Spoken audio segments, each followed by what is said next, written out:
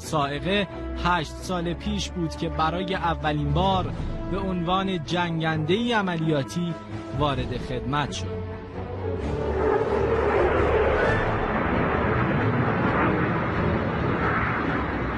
برای شناخت این جنگنده ایرانی به مجتمع صنایع هوایی اوج رفتیم، محل طراحی و تولید جنگنده سائقه. سلام علیکم.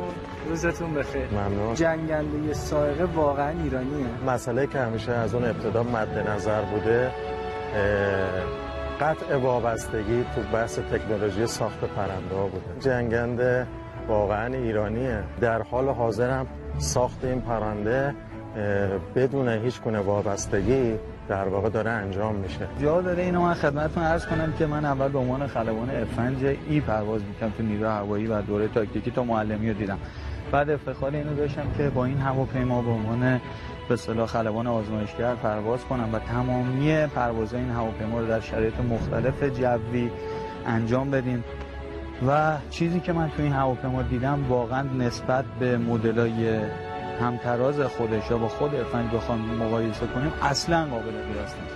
این هواپیما از قابلیت بسیار بالایی برخورداره و در تمامی شرایط خلبان توش احساس راحتی میکنه و منحصر به فرد و ویژه است. اولین فرمان از هواپیمای جنگنده سائقه هستش که در سال 82 توسط متخصصین ما ساخته شده و الان پس از 9 سال به مرحله اوورهال رسیده. اما روی این فرمان داریم تمام تغییراتی رو که روی نسل‌های بعدی جنگنده انجام شده انجام میدیم و انشالله به زودی دوباره به ناوگان نیروی هوایی اضافه خواهد شد. اما در ادامه به پایگاه شهید فکوری تبریز رفتیم، جایی که محل خدمت جنگنده سائقه است.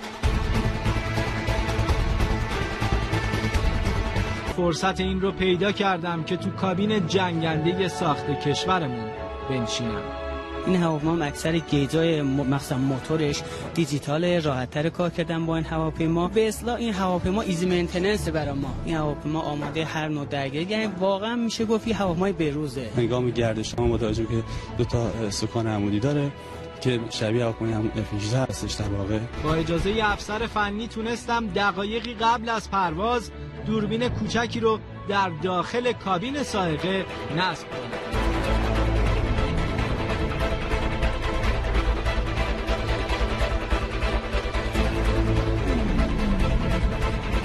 سائقه بعد از حدوداً 45 دقیقه پرواز عملیاتی به زمین نشست.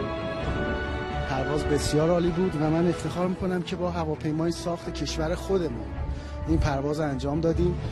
بسیار هواپیمای خوشدستیه، بسیار هواپیمای مانورپذیریه و قابلیت تمام انجام مانورهای تاکتیکی رو و مأموریت‌های جنگی رو داره. و این جنگنده بومی سائقه است، هواپیمایی که ما خیلی از قابلیت‌ها و توانایی‌های اون رو به دلیل اصول حفاظتی نتونستیم براتون بگیم، اما این اطمینان رو به شما دادند خلبانان ما که این هواپیما در هر شرایطی آماده دفاع از آسمان کشوره.